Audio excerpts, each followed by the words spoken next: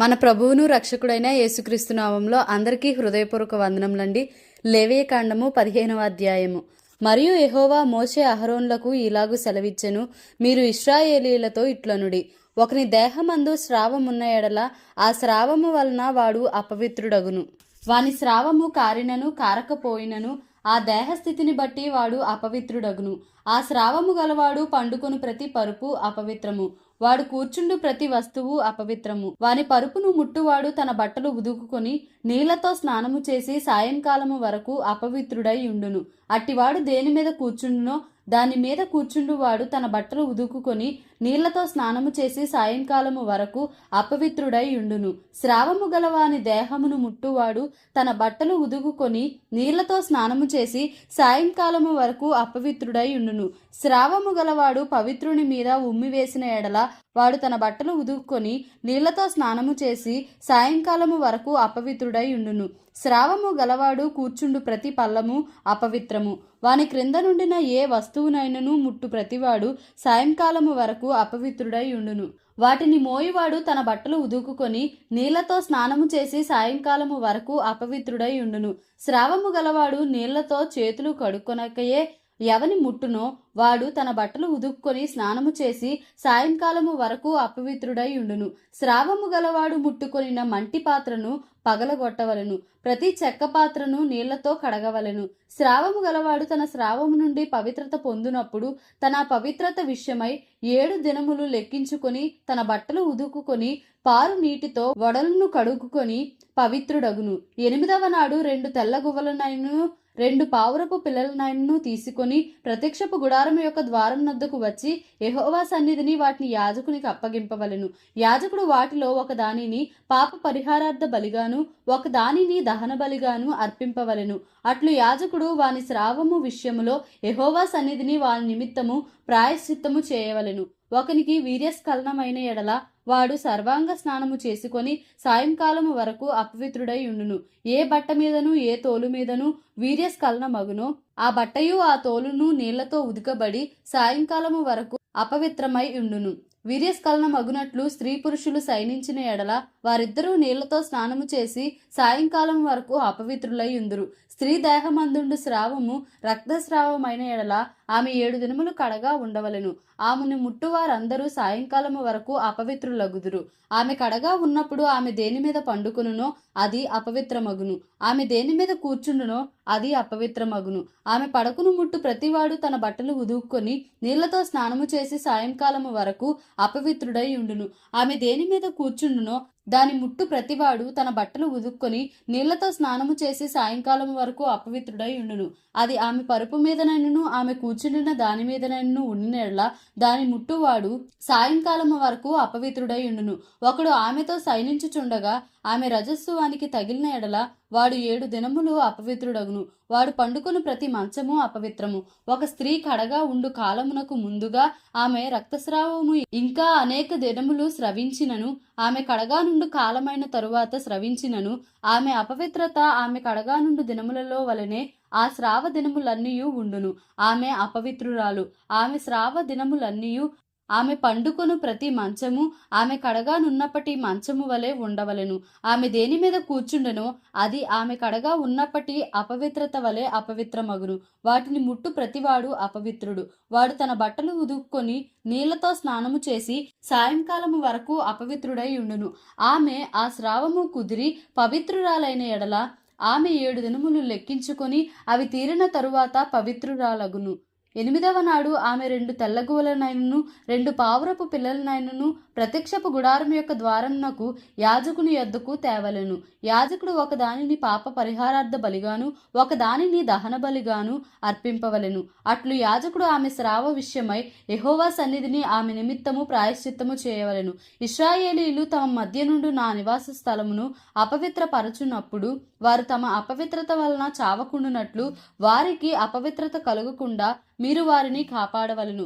స్రావము గలవాని గూర్చియు వీర్యస్ఖలనము వలని అపవిత్రత గలవాని గూర్చియు కడగానున్న బలహీనురాలిని గూర్చియు స్రావము గల స్త్రీ పురుషులను గూర్చియు అపవిత్రురాలితో సైనించు వాని గూర్చియు విధింపబడినది ఇదే. లేవియ కాండము 16వ అధ్యాయము.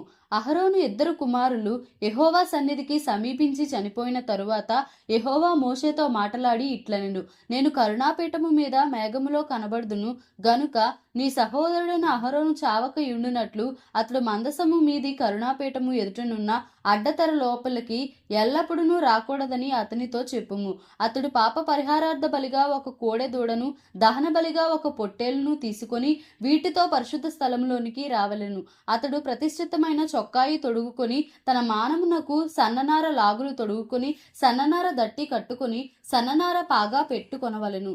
అవి ప్రతిష్ఠ వస్త్రములు గనుక అతడు నీళ్లతో దేహము కడుగుకొని వాటిని వేసుకొనవలెను. మరియు అతడు ఇశ్రాయేలీయుల సమాజమునొద్ద నుండి పాప పరిహారార్థ బలిగా 2 మేకపిల్లలను, దహన బలిగా ఒక పొట్టేలును తీసుకుని రావలెను. అహరోను తన కొరకు పాప పరిహారార్థ బలిగా ఒక కోడెను అర్పించి తన నిమిత్తమును తన ఇంటివారి నిమిత్తమును ప్రాయశ్చిత్తము చేసి ఆ 2 మేకపిల్లలను తీసుకొని వచ్చి ప్రత్యక్షపు గుడారం యొక్క ద్వారం నొద్ద యెహోవా సన్నిధిని వాటిని ఉంచవలెను. అప్పుడు అహరోను యెహోవా పేరట ఒక చీటీని, విడిచిపెట్టే మేక పేరట ఒక చీటీని, ఆ 2 మేకల మీద 2 చీట్లను వేయవలెను. ఏ మేక మీద యెహోవా పేరట చీటీ పడునో ఆ మేకను అహరోను తీసుకొని వచ్చి పాప పరిహారార్థ బలిగా అర్పింపవలెను. ఏ మేక మీద విడిచిపెట్టుట అనే చీటీ పడునో దాని వలన ప్రాయశ్చిత్తము కలుగునట్లు దానిని అరణ్యంలో విడిచిపెట్టుటకై యెహోవా సన్నిధిని దానిని ప్రాణముతోనే ఉంచవలెను. అప్పుడు అహరోను పాప పరిహారార్థ బలియగు ఆ కోడెను తీసుకొని వచ్చి తన నిమిత్తమును తన ఇంటివారి నిమిత్తమును ప్రాయశ్చిత్తము చేసుకొనవలెను. తరువాత అతడు తన కొరకు తాను అర్పించు పాప పరిహారార్థ బలియగు కోడెను వధించి యెహోవా సన్నిధినున్న ధూపపీఠము మీద నుండి ధూపార్తుడు నిప్పులను తన పిడికిళ్లతో పరిమళ ధూప చూర్ణమును తీసుకొని అడ్డతెర లోపలికి వాటిని తెచ్చి తాను చావకుండునట్లు ఆ ధూపము మేఘము వలె శాసనముల మీదనున్న కరుణాపీఠమును కమ్ముటకు యెహోవా సన్నిధిని ఆ అగ్ని మీద ఆ ధూప ద్రవ్యమును వేయవలెను. అప్పుడు అతడు ఆ కోడె రక్తంలో కొంచెము తీసుకొని తూర్పు ప్రక్కను కరుణాపీఠము మీద తన వ్రేలితో ప్రోక్షించి కరుణాపీఠము ఎదుట తన వ్రేలితో ఆ రక్తములో కొంచెము 7 మార్లు ప్రోక్షింపవలెను.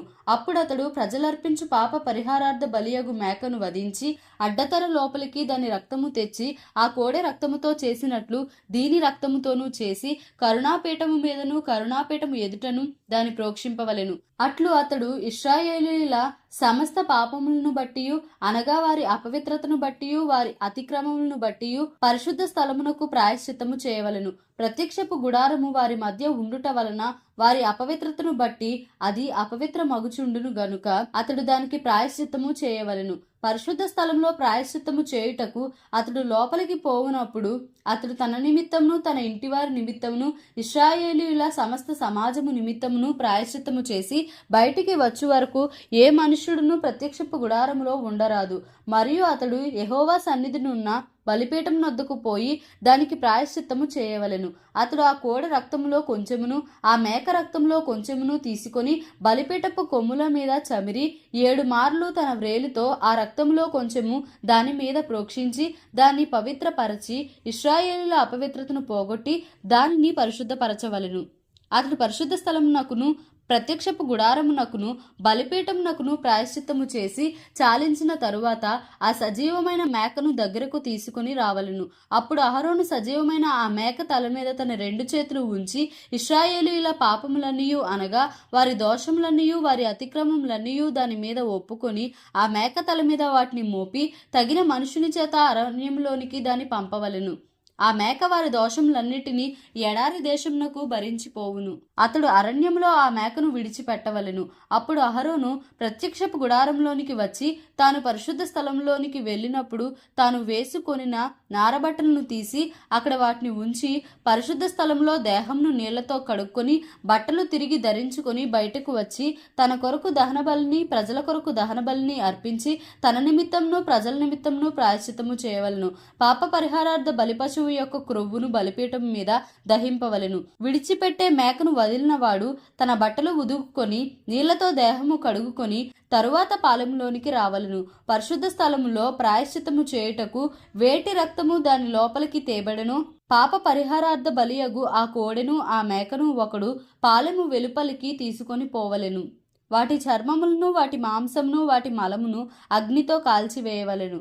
వాటిని కాల్చి వేసినవాడు తన బట్టలు ఉదుకుకొని నీళ్లతో దేహము కడుగుకొని తరువాత పాలెములోనికి రావలను. ఇది మీకు నిత్యమైన కట్టడ. స్వదేశులు గాని మీ మధ్య నుండి పరదేశులు గాని మీరందరూ 7వ నెల 10వ నాడు ఏ పని అయినను చేయక మిమ్మును మీరు దుఃఖపరచుకొనవలెను.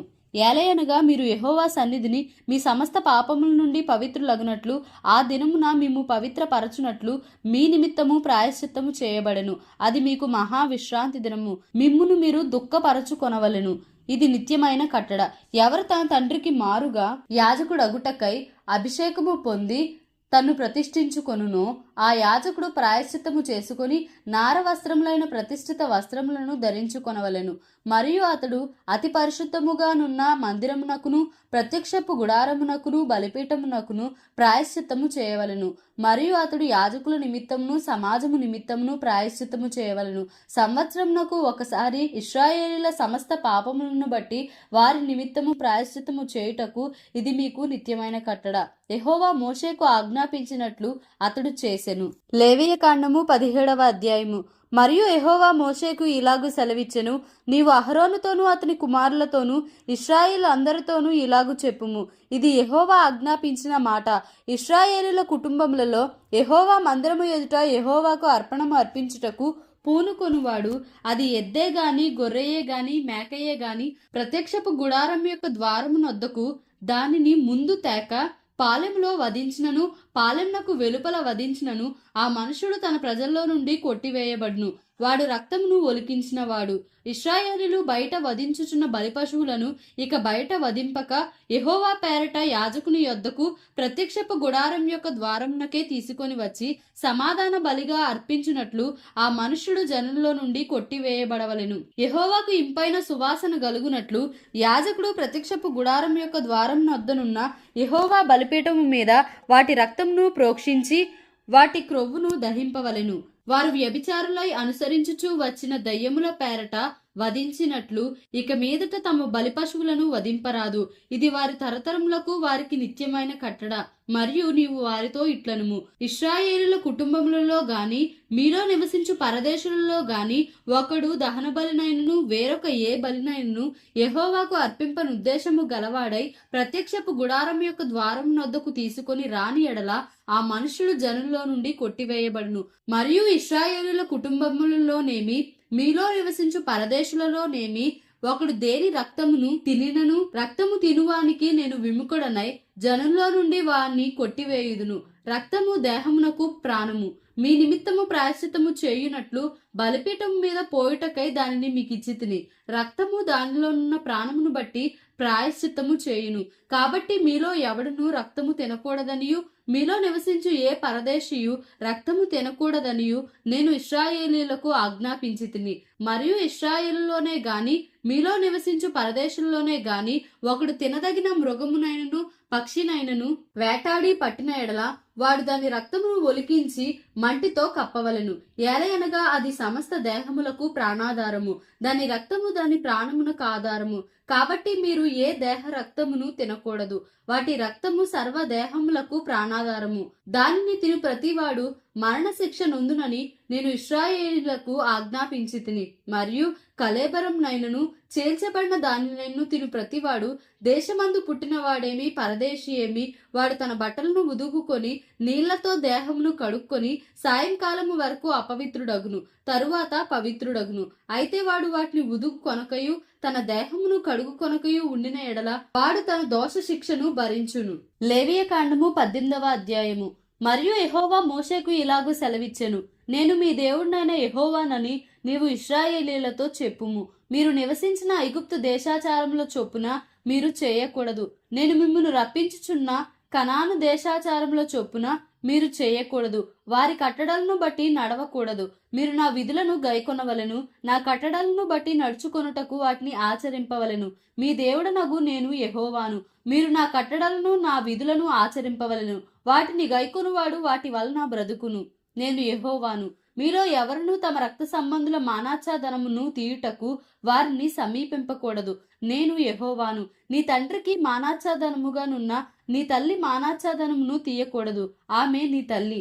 ఆమె మానాచ్ఛాదనమును తీయకూడదు.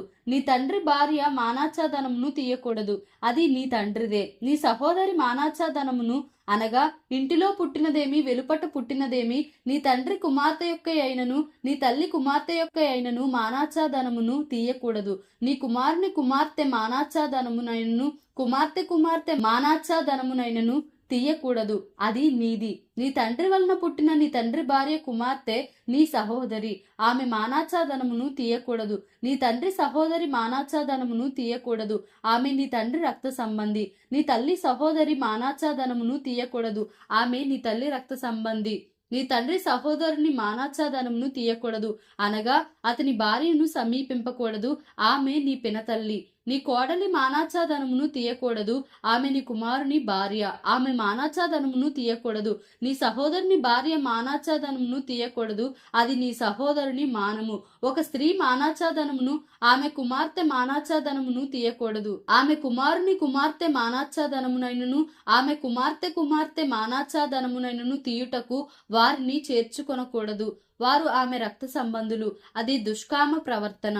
నీ భార్య బ్రతికి ఉండగా ఆమెను పీడించుటకు ఆమె సహోదరి మానాచ్ఛాదనమును తీయుటకు ఈమెను ఆమెతో పెళ్లి చేసుకొనకూడదు. అపవిత్రత వలన స్త్రీ కడగా ఉండునప్పుడు ఆమె మానాచ్ఛాదనమును తీయుటకు ఆమెను సమీపింపకూడదు. నీ పొరుగువాని భార్య యందు నీ వీర్యస్ఖలనము చేసి ఆమె వలన అపవిత్రత కలుగు చేసుకొనకూడదు.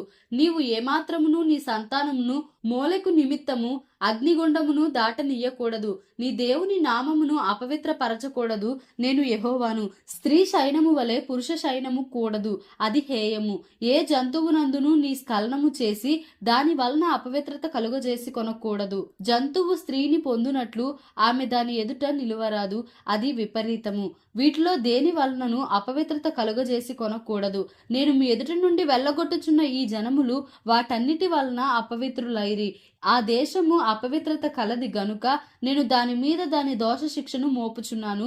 ఆ దేశమందు కాపురం ఉన్నవారిని వెళ్ళగ్రక్కి వేయుచున్నది. కాబట్టి ఆ దేశము మీకంటే ముందుగానున్న ప్రజలను వెళ్ళగ్రక్కి వేసిన ప్రకారము మీ అపవిత్రతను బట్టి మిమ్మును వెళ్ళగ్రక్కి వేయకుండునట్లు మీరు, అనగా స్వదేశీయే గాని మీలో నివసించు పరదేశీయే గాని ఈ హేయ క్రియలన్నిటిలో దేనిని చేయక ఈ నా కట్టడలను నా విధులను ఆచరింపవలెను.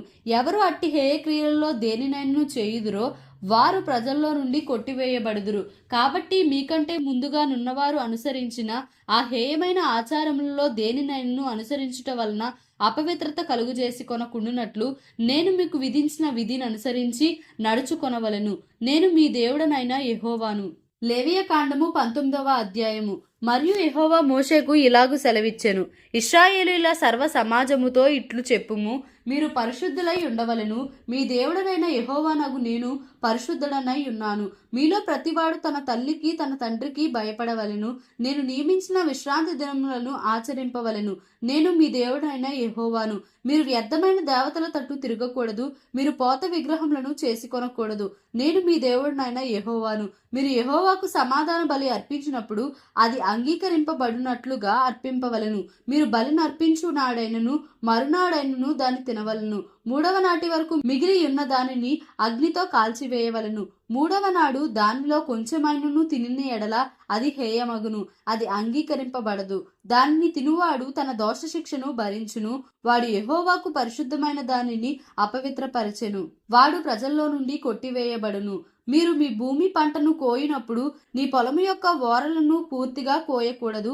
నీ కోతలో పరిగెను ఏరుకొనకూడదు. నీ ఫలవృక్షముల తోట పరిగెను కూర్చుకొనకూడదు. నీ ఫలవృక్షముల తోటలో రాలిన పండ్లను ఏరుకొనకూడదు. బీదలకును పరదేశులకును వాటిని విడిచిపెట్టవలెను.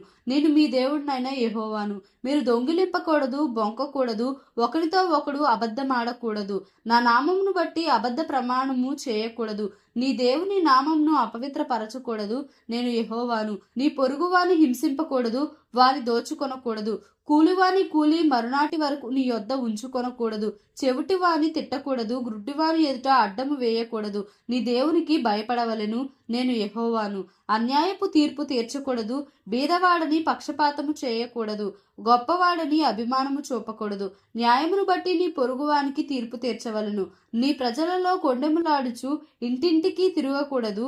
నీ సహోదరునికి ప్రాణహాని చేయ చూడకూడదు. నేను యెహోవాను. నీ హృదయంలో నీ సహోదరుని మీద పగపట్టకూడదు. నీ పొరుగువాని పాపము నీ మీదికి రాకుండానట్లు నీవు తప్పక వానిని గద్దింపవలను. కీడుకు ప్రతి కీడు చేయకూడదు. నీ ప్రజల మీద కోపం ఉంచుకొనక నిన్ను వలె నీ పొరుగువానిని ప్రేమింపవలెను. నేను యెహోవాను. మీరు నా కట్టడలను ఆచరింపవలెను. నీ జంతువులను ఇతర జాతి జంతువులను కలియనీయకూడదు. నీ పొలంలో వేరువేరు జాతుల విత్తనములు చల్లకూడదు. బొచ్చును నారయు కలిసిన బట్ట వేసి కొనకూడదు. ఒకరికి ప్రదానము చేయబడిన దాసి వెల ఇచ్చి విమోచింపబడకుండగానేమి ఊరక విడిపింపబడకుండగానేమి ఒకడు దానితో శయనించి వీర్యస్ఖలనము చేసిన ఎడల వారిని శిక్షింపవలెను. అది విడిపింపబడలేదు గనుక వారికి మరణశిక్ష విధింపకూడదు. అతడు అపరాధ పరిహారార్థ బలిని అనగా అపరాధ పరిహారార్థ బలియగు పొట్టేలును ప్రత్యక్షపు గుడారం యొక్క ద్వారంనకు యెహోవా సన్నిధికి తీసుకొని రావలెను. అప్పుడు యాజకుడు అతడు చేసిన పాపమును బట్టి పాప పరిహారార్థ బలియగు పొట్టేలు వలన యెహోవా సన్నిధిని అతని నిమిత్తము ప్రాయశ్చిత్తము చేయవలెను. దీని వలన అతడు చేసిన పాపము విషయమై అతనికి క్షమాపణ కలుగును. మీరు ఆ దేశమునకు వచ్చి ఆహారంనకై నానా విధములైన చెట్లను నాటినప్పుడు వాటి పండ్లను అపవిత్రముగా ఎంచవలెను. వాటి కాపు మీకు ఎక్కువగా ఉండునట్లు అవి 3 సంవత్సరముల వరకు మీకు అపవిత్రముగా ఉండవలను. వాటిని తినకూడదు. 4వ సంవత్సరమున వాటి ఫలములన్నీ యెహోవాకు ప్రతిష్ఠితమైన స్తుతియాగ ద్రవ్యములగును. నేను మీ దేవుడినైన యెహోవాను. రక్తము కూడిన దేదియు తినకూడదు. శకునములు చూడకూడదు. మంత్రయోగములు చేయకూడదు. మీ నుదుటి వెంట్రుకలను గుండ్రముగా కత్తిరింపకూడదు. నీ గడ్డపు ప్రక్కలను గొరగకూడదు. చచ్చిన వారి కొరకు మీ దేహమును చీరుకొనకూడదు. పచ్చబొట్లు మీ దేహమునకు పొడుచుకొనకూడదు. నేను మీ దేవుడనైన యెహోవాను. మీ దేశము వ్యభిచరింపకయు దుష్కామ ప్రవర్తనతో నిండకయు ఉండునట్లు నీ కుమార్తె వ్యభిచారిణి అగుటకై ఆమెను వేశ్యగా చేయకూడదు. నేను నియమించిన విశ్రాంతి దినములను మీరు ఆచరింపవలెను. నా పరిశుద్ధ స్థలమును మన్నింపవలెను. నేను యెహోవాను. కర్ణ పిశాచి గలవారి దగ్గరకు పోకూడదు. సోదెగాండును వెదకి వారి వలన అపవిత్రత కలుగు చేసుకొనకూడదు. నేను మీ దేవుడనైన యెహోవాను. తలనెరిసిన వాని ఎదుట లేచి ముసలివాని ముఖమును గనపరచి నీ దేవునికి భయపడవలెను. నేను యెహోవాను. మీ దేశమందు పరదేశిని మధ్య నివసించినప్పుడు వానిని బాధింపకూడదు. మీ మధ్య నివసించు పరదేశిని మీలో పుట్టిన వాని వలె ఎంచవలెను. నిన్ను వలె వానిని ప్రేమింపవలెను. ఐగుప్తు దేశంలో మీరు పరదేశులై ఉంటిరి. నేను మీ దేవుడనైన యెహోవాను. తీర్పు తీర్చినప్పుడు కొలతలో గాని తూనికలో గాని పరిమాణములో గాని మీరు అన్యాయము చేయకూడదు. న్యాయమైన త్రాసులు, న్యాయమైన గుండ్లు, న్యాయమైన తూము, న్యాయమైన పడి మీకు ఉండవలెను. నేను ఐగుప్తు దేశంలో నుండి మిమ్మును రప్పించిన మీ దేవుడనైన యెహోవాను. కాగా మీరు నా కట్టడలన్నిటినీ నా విధులన్నిటినీ అనుసరించి నడుచుకొనవలెను. నేను యెహోవాను. దేవుడి పరిశుద్ధ వాక్యంను మన వినికిడిలో దీవించి ఆశీర్వదించునుగాక. ఆమేన్. Please like, share and subscribe for more videos.